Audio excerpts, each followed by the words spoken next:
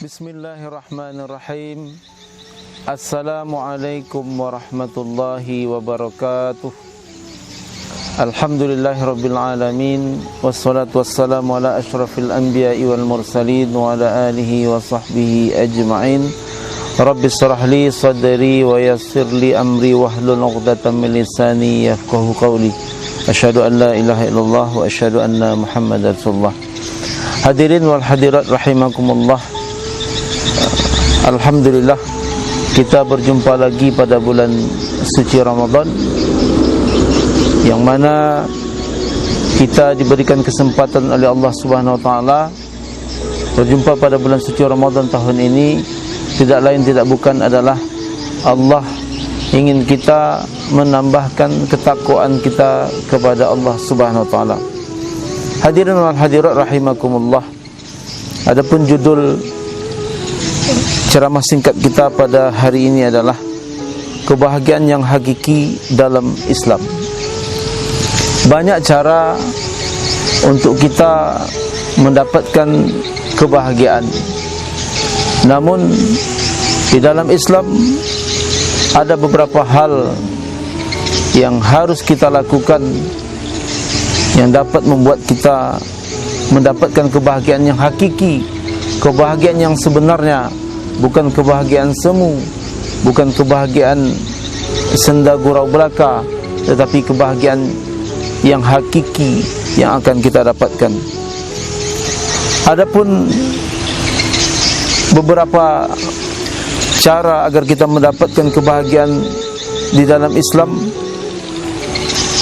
Yang pertama adalah kita harus semakin hari semakin meningkatkan ketakwaan kita kepada Allah Subhanahu wa taala. Semakin kita bertakwa kepada Allah, maka semakin besar kebahagiaan yang akan kita dapat.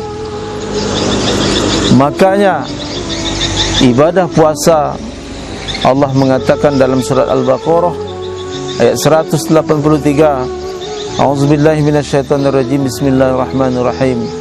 Ya ayyuhalladzina amanu kutiba alaikumus shiyam kama kutiba alal ladzina min qablikum la'allakum tattaqun.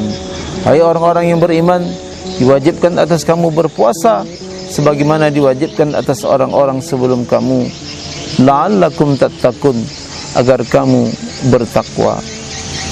Kebahagiaan yang hakiki akan kita dapatkan apabila kita bertakwa, beriman kepada Allah Subhanahu wa taala.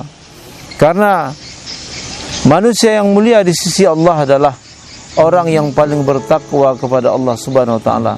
Kalau sudah mulia, tentu kita mendapatkan kebahagiaan yang hakiki. Adapun yang kedua adalah perbanyak membaca Al-Qur'anul Karim. Ulama mengatakan kalau ingin melihat berapa besarnya kebahagiaan seseorang, maka lihatlah dia membaca Al-Quran. Semakin banyak ia membaca Al-Quran, maka semakin banyak kebahagiaan yang ia dapatkan. Kita sering melihat bahwa kebahagiaan itu adalah banyak harta, kemudian dan lain-lain sebagainya. Tetapi kebahagiaan yang hakiki adalah seperti yang dikatakan ulama, semakin banyak ia membaca Al-Quran, maka semakin besar kebahagiaan yang ia dapatkan. Tergantung berapa banyaknya ia membaca Al-Quran. Maka beruntunglah apabila kita banyak membaca Al-Quran. Maka beruntunglah apabila kita melihat anak kita sering membaca Al-Quran. Ketika kita melihat anak kita membaca Al-Quran, maka dia sedang berbahagia.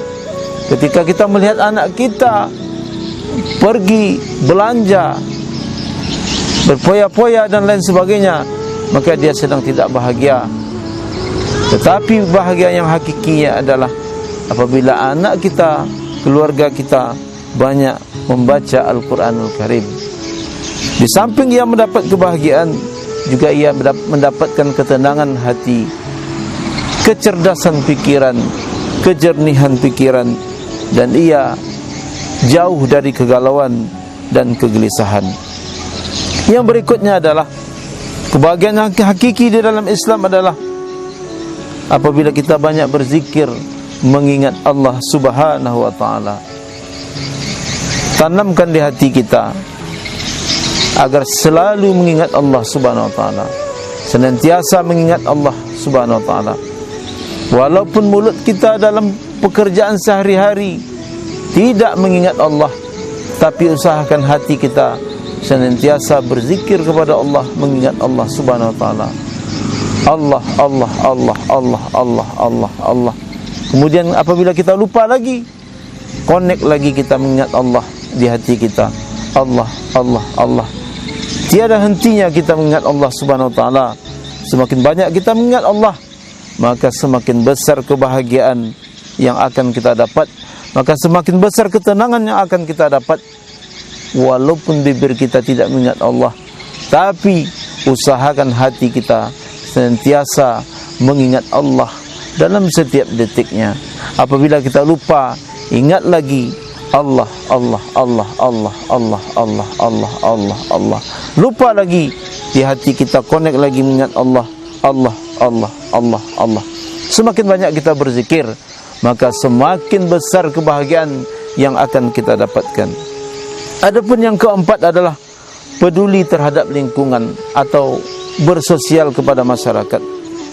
Hidup tidak bahagia apabila kita selalu menyendiri, tetapi hidup akan bahagia apabila kita bergaul sesama manusia, ya, bergaul di lingkungan sosial, peduli terhadap lingkungan dan peduli terhadap masyarakat kita, maka kita akan mendapatkan kebahagiaan. Ajaklah masyarakat kita untuk menjadi orang yang bertakwa kepada Allah. Ajaklah tetangga-tetangga kita dengan cara yang baik agar taat dengan perintah Allah Subhanahu wa ta'ala, sehingga kita menjadi orang yang bahagia di dunia, bahagia di akhirat nanti, terbebas dari siksa kubur. Dilapangkan Allah kuburnya ketika di alam kubur nanti, dan di akhirat nanti dimasukkan Allah ke dalam surga. Kita berharap di akhirat nanti kita dimasukkan Allah ke dalam surga tanpa hisab. Kita tidak ingin walau sedetik pun kita merasakan panasnya api neraka. Yang kita inginkan adalah ketika di akhirat nanti kita langsung masuk ke surganya Allah Subhanahu wa ta'ala, menikmati indahnya surga di akhirat nanti. Hadirin wal hadirat rahimakumullah, semoga kita mendapatkan kebahagiaan, kita mendapatkan keceriaan, kita mendapatkan kemudahan di dalam mendapatkan kebahagiaan, sehingga di samping kita mendapatkan kebahagiaan karena kita melaksanakan perintah Allah, kita juga mendapat pahala yang berlipat ganda, sehingga menjadikan kita manusia yang beriman kepada Allah, banyak membaca Al-Quran, banyak berzikir, peduli kepada lingkungan, dan mendapatkan kebahagiaan di dunia dan di akhirat nanti. Hadirin wal hadirat rahimakumullah, demikianlah ceramah singkat yang dapat disampaikan. Semoga bermanfaat bagi kita semuanya. Demikian, wassalamualaikum warahmatullahi wabarakatuh.